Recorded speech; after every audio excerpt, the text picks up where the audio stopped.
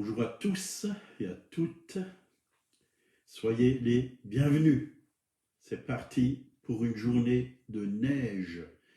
Il fait blanc là dehors, tout est blanc et toute la journée il va neiger et il fait froid. Mais merci Seigneur pour ce temps merveilleux, pour ce manteau blanc, ouais, blanc comme la neige, qu'il revêt aussi sur chacun d'entre nous, parce que nous sommes la justice de Dieu. Dieu a pris tous nos péchés et il nous a rendus blancs. Il a rendu nos cœurs blancs comme la neige. Et nous voulons le remercier, nous voulons le louer, l'adorer pour cela. Alléluia. Voilà, vous êtes au trésor du ciel et on va continuer ce matin à parler de la prière. La prière et ses résultats. Quand on prie, il y a des résultats, bien sûr, quand on prie dans l'esprit, parce que nous sommes appelés à prier par l'esprit. Et je veux saluer Hervé, sois béni, toi et toute ta famille, que cette journée soit une journée de victoire pour toi et que de bonnes choses puissent se passer en ce jour. Alléluia. Voilà, on va prier. Seigneur, merci parce que ta parole, tu nous la communiques chaque jour et nous voulons vraiment être attentifs, recevoir ce que tu as à nous dire. Merci parce que ton esprit est un esprit de révélation. Oui, ouvre pour nous les Écritures, Seigneur, que vraiment nous puissions comprendre, oui, par l'esprit, comprendre ce que tu as pour nous, ce que tu veux nous dire, ce que tu veux nous enseigner. Nous voulons être enseignables ce matin. Merci Seigneur, que ton nom soit loué, béni et adoré. Voilà, je salue Bruno et tous ceux qui sont sur le live. Soyez les bienvenus. Donc, la prière et ses résultats. Voilà le thème de ce matin. Déjà, le premier résultat de la prière, c'est la paix. C'est la parole qui nous le dit. Et on prend Philippiens 4, verset 6. Ne vous inquiétez de rien, mais en toute chose, faites connaître vos besoins à Dieu par des prières et des supplications avec des actions de grâce. Et la paix de Dieu, qui surpasse toute intelligence, gardera vos cœurs et vos pensées en Jésus-Christ. Voilà, nous devons faire connaître nos besoins à Dieu. Et quand nous le faisons, il y a tout ce qui est inquiétude en nous, tout ce qui nous pèse, parce qu'on se décharge sur lui, on croit tout simplement qu'il pourvoit à nos besoins, parce qu'il l'a dit dans sa parole, qu'il pourvoirait à tous nos besoins selon sa richesse, avec gloire en Jésus-Christ. C'est pourquoi il nous a dit, ne vous inquiétez de rien. On peut s'inquiéter pour beaucoup de choses. Oui, l'être humain est vite inquiet quand quelque chose ne va pas. Mais quand nous venons dans la présence de Dieu, ces inquiétudes disparaissent, elles tombent. Oui, quand on est dans la présence de Dieu, on réalise qu'on a un bon Père dans le ciel qui pourvoit tous nos besoins et qu'on n'a pas à s'inquiéter. Et la paix vient. La paix vient tout simplement parce que on doit lui faire connaître nos besoins par des prières, des supplications et des actions de grâce, c'est-à-dire, merci Seigneur, je te remets mes besoins, je t'en supplie, viens à mon aide et merci Seigneur, tu pourvois, c'est toi qui as vraiment déjà tout préparé, oui, pour cette journée et pour ma vie, tu as tout préparé, oui, tes chemins sont déjà tracés et tu veux que ton enfant ou tes enfants ne manquent de rien. Merci Seigneur. Et alors, Que nous dit la parole de Dieu? La paix de Dieu qui surpasse. Vous voyez, quand on est dans l'esprit, ce n'est pas que l'intelligence. L'intelligence humaine nous fait et nous apporte des inquiétudes. Mais quand on est dans l'intelligence spirituelle, une intelligence renouvelée dans l'esprit, on est dans la paix. Parce qu'on est comme des enfants, on croit tout simplement que notre Père céleste a déjà pourvu. Et on le remercie parce qu'il a pourvu. Et l'apôtre Paul a encouragé les Philippiens à ne pas s'inquiéter. Et le mot paix, plutôt le mot inquiétude en grec, est mérimao, qui signifie un esprit distrait, double entre le royaume de Dieu et ses propres ressources. Voyez, nous, souvent, on compte sur nous-mêmes et nos propres ressources, ce qu'on peut avoir par nos forces, par notre travail, mais Dieu a des ressources. Dieu n'est pas limité. Voyez, et je pense, là à l'instant que je vous parle, à la multiplication des pains et du poisson. Le Seigneur avait les ressources du ciel et ils sont illimités. Vous voyez, les disciples voulaient ramasser de l'argent, avoir assez d'argent pour acheter tant et tant de pain pour nourrir cette grande foule. Mais les ressources du ciel, Dieu est le Dieu des miracles. Quand nous, on ne peut rien faire, Dieu peut faire quelque chose. Rien n'est impossible à Dieu. Et la Bible dit que tout est possible à celui qui croit. Alors quand on place notre confiance en lui, c'est possible. C'est possible, oui. Des choses qui sont humainement impossibles à l'homme deviennent possibles à Dieu. Et combien je l'ai réalisé dans ma vie, quand il y a eu des factures que je pouvais humainement ne plus payer, j'ai dit au Seigneur, je te remets cette somme d'argent, oui, que j'ai besoin, et tu vas pourvoir. Et ça n'a pas attendu longtemps. La somme est venue. Quelqu'un est venu et m'a emmené exactement la somme dont j'avais besoin. C'était 2000 €, je me rappelle très bien. Quelqu'un est venu et m'a dit, Seigneur m'a mis à cœur de te donner pour toi 2000 €. Et ça a pourvu à mes besoins. Et je louais Dieu parce qu'il est fidèle en toutes choses. Mais nous, est-ce que nous sommes fidèles? Si vous êtes fidèles dans les petites choses, Dieu sera aussi fidèle en toutes choses et il vous confiera de plus grandes choses. Mais soyons déjà fidèles dans les petites choses. Je me suis retrouvé un jour, oui, j'avais pas de travail, je sortais de l'école biblique, j'avais plus que à peu près 50 €, disons, c'était en francs, à peu près dans mon porte-monnaie. Et j'ai rencontré un couple qui faisait ses commissions, puis le Seigneur m'a dit, donne-leur ce que tu as. Ils sont passés à la caisse, je suis passé avant eux, puis je leur ai donné ce que j'avais, à peu près ces 50 €. Et croyez-moi, j'avais plus rien, mais Dieu a pourvu à tous mes besoins. Je n'ai pas manqué ni de nourriture, ni de vêtements, ni de logement, absolument de rien. Chaque jour suffit sa peine. Et Dieu pourvoit. C'est ça, tout simplement marcher par la foi, faire confiance comme un enfant au Seigneur. Il ne va pas nous délaisser, nous abandonner. On n'est pas désespéré. Donc, Dieu est au contrôle. Même si nous, on ne contrôle plus la situation, lui, il la contrôle.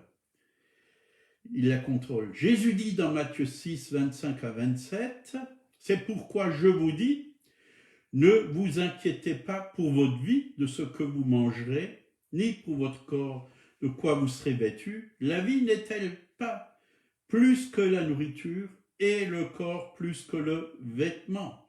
Regardez les oiseaux du ciel, ils ne sèment ni ne moissonnent, et n'amasse rien dans les greniers, et votre Père céleste les nourrit. Ne valez-vous pas beaucoup plus qu'eux? On a une très grande valeur devant notre Sauveur et Seigneur Jésus-Christ. Il est notre Créateur et il prend soin de nous. Dans le jardin d'Éden, Adam et Ève, ils n'avaient pas à se soucier. Dieu avait déjà tout préparé. Pendant 6 jours, il a tout préparé. Et après, l'homme est venu, tout simplement. Quand tout a été créé, Dieu avait tout mis en place. Il avait juste à se servir. Voilà, ils avaient envie d'une pomme, ben ils prenaient une pomme, ils mangeaient la pomme. Ils avaient envie d'une pêche, ils mangeaient la pêche. Tout était là, tout était prêt. Ben, c'est comme un enfant, une femme qui attend un bébé. Le jour où le bébé vient, ben, le couple prépare la chambre, prépare tout à l'avance pour qu'il soit bien accueilli. Ben, dans le Seigneur, on est toujours bien accueilli. Je pense au fils prodigue, malgré les fautes qu'il a faites, le Père l'a accueilli les bras ouverts.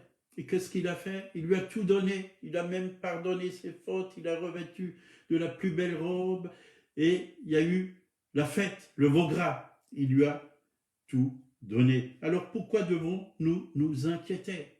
Et on est dans les temps de la fin. Et Dieu veut nous apprendre à marcher par la foi, c'est-à-dire à lui faire confiance. Tout est prêt de toute façon. Le Seigneur a déjà tout préparé pour nous lui faire simplement confiance. Qui de vous, par ses inquiétudes, peut-il ajouter une coudée à la durée de sa vie? Personne. L'inquiétude, au contraire, ça raccourcit notre vie. Parce que l'inquiétude, ça peut même nous emmener à des angoisses, à des maladies. Parce qu'on craint l'avenir, on craint, oui, d'être dans la misère. On peut vraiment en devenir malade des inquiétudes. Mais quand on est dans la paix, quand on est dans la foi, ça va bien. Ça va bien. Tout simplement parce qu'on fait confiance à Dieu. Il pourvoit à tous nos besoins. Si Dieu revêt ainsi l'herbe des champs, voyez, l'herbe des champs, si Dieu met des belles fleurs dans les champs, c'est beau, c'est parfait, ça a un parfum extraordinaire, ça a des formes, des couleurs merveilleuses. Dieu fait bien les choses. Pourquoi il ne nous vêtirait-il pas? Pourquoi ne pourvoirait-il pas à nos besoins? Je suis parti, oui, dans une école pour une école biblique pour être un peu fondé sur la parole de Dieu, apprendre à marcher avec Dieu. Et je suis parti par la foi parce que le Seigneur m'a dit, vas-y. Et je n'avais pas de sous. Oui, je sortais, oui, j'étais hippie et je sortais de loin. Je venais de loin. Je suis allé, j'avais pas de sous. Mais Dieu a pourvu pendant ces 2 années à tous mes besoins. Je peux vous dire combien de personnes sont venues m'emmener des enveloppes. Je n'ai rien demandé à qui que ce soit. J'ai demandé au Seigneur, tu pourvois à tous mes besoins. Tu m'as appelé, tu es la source et tu as les ressources. J'ai reçu tout ce dont j'avais besoin. Je n'ai manqué de rien. Voyez, l'herbe qui sera jetée au four, hein, ne vous vêtira-t-il pas à plus forte raison, gens de peu de foi? Voyez, ne soyons pas des gens de peu de foi. Croyons tout simplement comme un enfant que la parole de Dieu est la vérité et qu'on peut s'appuyer dessus. Elle se réalise. Ce que sa bouche dit, sa main l'accomplit. Si Dieu dit qu'il pourvoira, alors il pourvoira. Que tu sois dans la maladie, Dieu a déjà même pourvu dans ses meurtrissures. Vous avez été, c'est au passé, c'est quelque chose que Jésus a fait sur la croix de Golgotha. Il pourvoit à tous nos besoins selon sa richesse. La richesse de Dieu, elle est infinie. Donc, rien ne manque à ceux qui le craignent, dit la parole de Dieu. Est-ce que vous craignez Dieu? Est-ce que vous lui faisiez confiance? Alors, rien ne vous manquera. Qu'importe le problème, il faut tout simplement lui remettre vos besoins par des prières, des supplications et des actions de grâce. Et nos cœurs vont être dans la paix. Voilà un résultat déjà de, il y en a beaucoup, beaucoup plus, hein, résultat de la prière de la foi. Un autre résultat, c'est la joie, parce que le Seigneur désire que nous soyons joyeux. L'apôtre Paul l'a souligné, hein, je le répète, hein, soyez toujours joyeux. Toujours, c'est toujours. À chaque instant, même quand il y a une mauvaise nouvelle qui arrive, c'est spirituel, c'est à l'intérieur, c'est dans notre esprit, c'est une joie qui vient directement du Saint-Esprit. C'est une huile de joie au lieu d'un esprit abattu. Les mauvaises nouvelles ne doivent pas nous abattre. Elles sont là, elles existent, il y en aura tout le temps parce qu'on est dans ce monde. Oui, on est dans ce monde et il y a des mauvaises nouvelles dans ce monde, il y a des ténèbres dans ce monde, il y a des combats, il y a des luttes, il y a des maladies, il y a toutes sortes de mauvaises choses, mais ça ne doit pas, oui, nous tuer. Bien au contraire, la joie du Seigneur est notre force, elle est à l'intérieur de nous. Donc, Jean 16, versets 23 et 24, en ce jour-là, vous ne m'interrogerez plus sur rien, en vérité, je vous le dis, ce que vous demanderez au Père, il vous le donnera en mon nom. Jusqu'à présent, vous n'avez rien demandé en mon nom. Demandez et vous recevrez, afin que votre joie soit parfaite. Voyez, là, il nous a parlé d'une joie parfaite. Quand on demande, hein, on reçoit. Demandez et vous recevrez, afin que votre joie soit parfaite. C'est une joie parfaite. Une joie qui vient directement du cœur de Dieu, qui vient du Saint-Esprit, qui est répandu dans nos cœurs. Un esprit de joie. C'est ce que Dieu veut, c'est nous réjouir. C'est comme un enfant, il demande, et quand le Père lui donne, ben il est content, parce qu'il a reçu ce qu'il voulait. Même si c'est du chocolat, des bonbons, il est heureux. Et il dit merci papa, merci. Et ça prouve que le Père aime l'enfant, parce qu'il reçoit. Ben nous, c'est pareil. Quand Dieu nous donne, on se réjouit, parce que Dieu nous aime. Il nous aime tant. Il nous aime tant. Ce matin, j'étais en train de réfléchir et je disais, Seigneur, je t'aime tellement. Puis le Saint-Esprit me dit, mais Dieu t'aime encore plus que toi tu l'aimes. Le Père t'aime, le Fils t'aime, le Saint-Esprit t'aime. Dieu nous aime beaucoup plus que nous pouvons l'aimer. Parce que l'amour vient de Dieu. Dieu est amour. Voilà, la joie parfaite, c'est un fruit du Saint-Esprit. Dieu a mis, à la nouvelle naissance, nous avons reçu le fruit du Saint-Esprit. Il est à l'intérieur de nous. Il est dans notre esprit. Il est dans notre cœur. Ne laissons pas ce fruit du Saint-Esprit être étouffé, que ce soit l'amour, la paix, la joie, la douceur, la bienveillance, la bonté, la fidélité, la maîtrise de soi, et la confiance, tout ce que Dieu nous a donné, c'est en nous. Gardons ce que Dieu nous a donné et manifestons-le autour de nous. Donc, la joie parfaite, c'est le fruit du Saint-Esprit. C'est une joie qui nous est donnée par le Saint-Esprit. Et quand nous prions, quand nous demandons, on est vraiment heureux parce que nous voyons la main de Dieu nous donner, afin que votre joie soit parfaite, a dit Jésus. Matthieu 7, versets 7 à 11, Jésus dit, demandez et l'on vous donnera. Voyez, nous devons demander. Bien souvent, on ne demande pas, on cherche à droite, on cherche à gauche, on cherche des solutions là où il ne faut pas les chercher. Mais il y a une porte ouverte. Oui, nous pouvons passer cette porte qui nous conduit au trône de la grâce. Demandez et vous recevrez. Cherchez et vous trouverez. On cherche beaucoup de choses, mais Dieu veut nous faire connaître des secrets, oui, qu'on ne connaît pas. Invoque-moi et je te répondrai, je t'annoncerai des choses cachées que tu ne connais pas. Jérémie 33, 3. Frappez et l'on vous ouvrira. Dieu nous ouvre les trésors du ciel.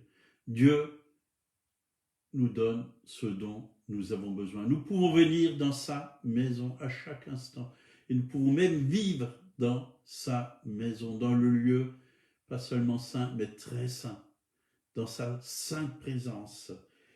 N'hésitons pas chaque jour à nous approcher de lui, de le louer, de l'adorer, de le remercier, de le glorifier, oui, d'être en communion avec lui. Il cherche des adorateurs qui adorent le Père en esprit et en vérité. Et là, il nous a dit, car quiconque demande, reçoit. Celui qui cherche, trouve. Et l'on ouvre à celui qui frappe.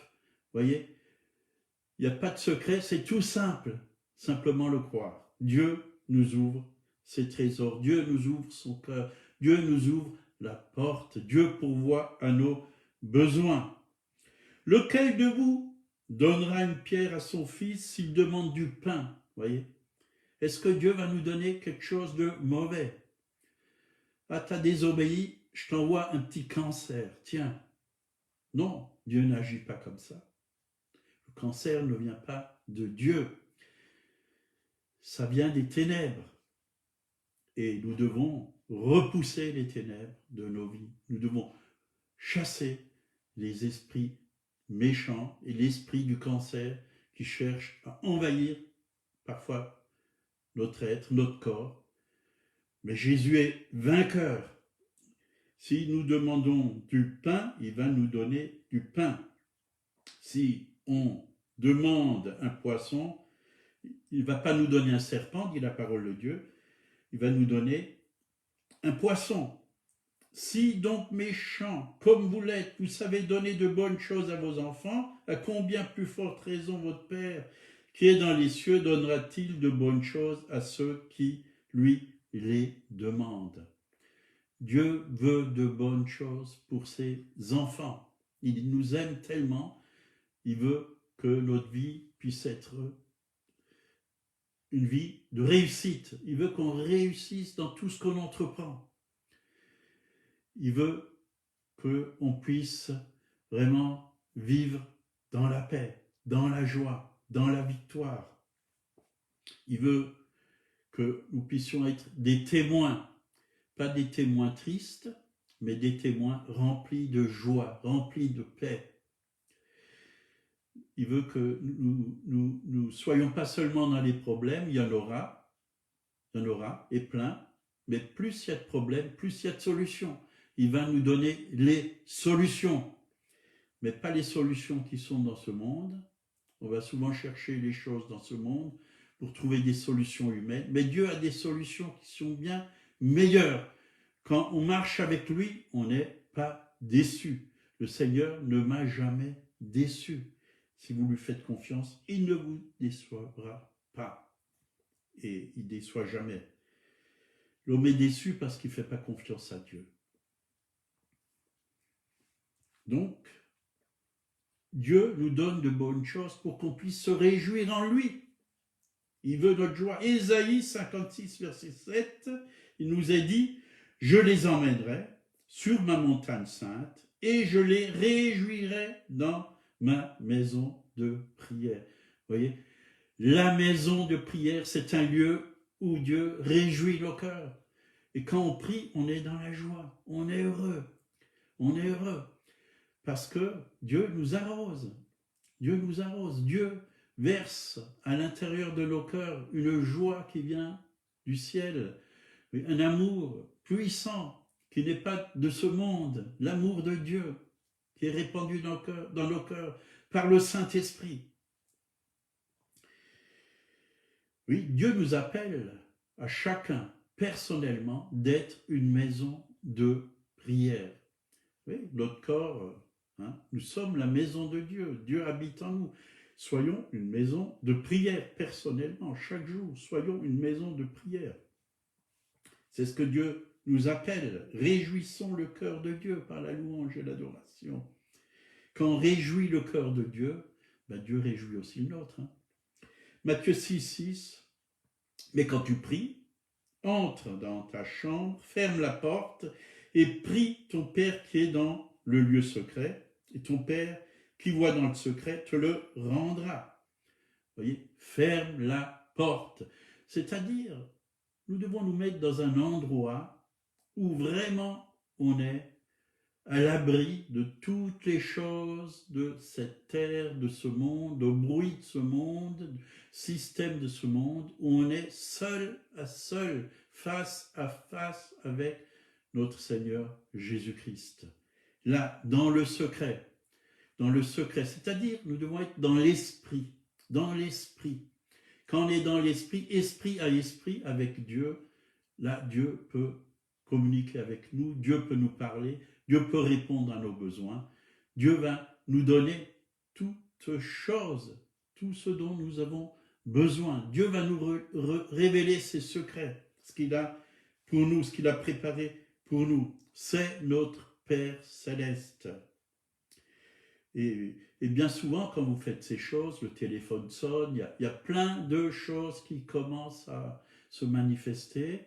Et quand le téléphone sonne, vous êtes déjà occupé. Votre ligne téléphonique avec Dieu est déjà occupée.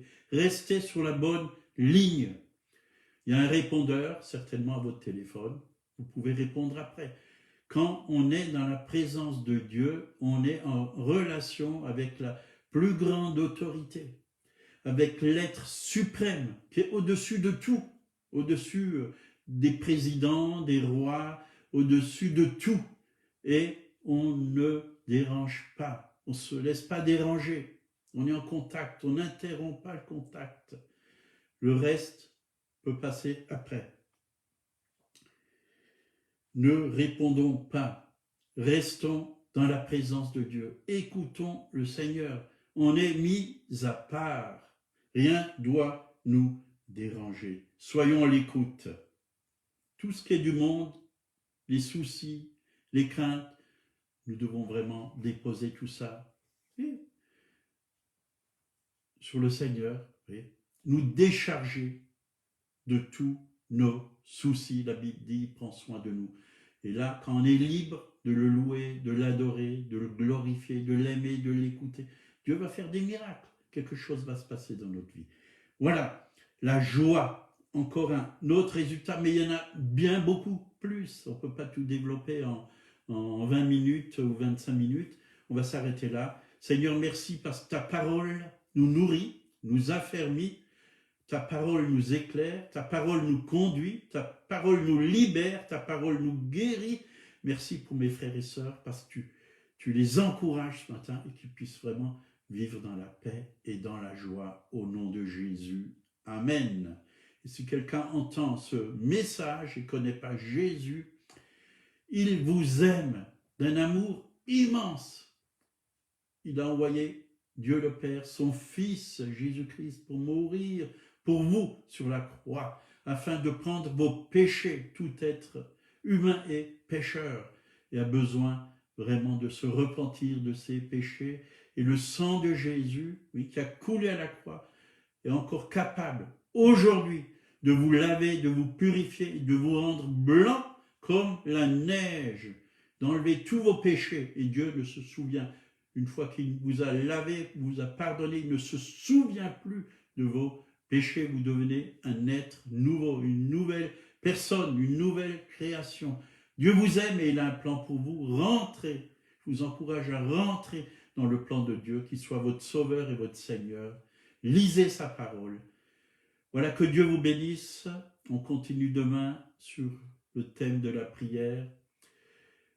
À demain. Bonne journée.